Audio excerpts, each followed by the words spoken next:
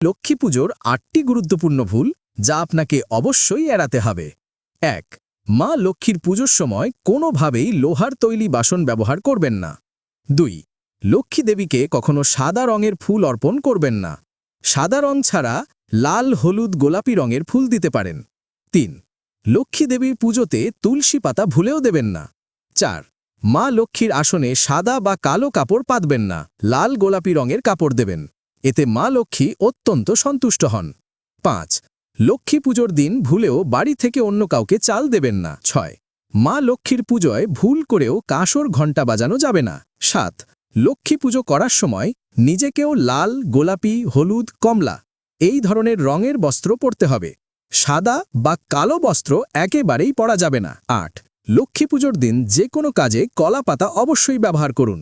আপনি কি চান মা লক্ষ্মীর কৃপা আপনার ঘরে বর্ষিত হোক? তাহলে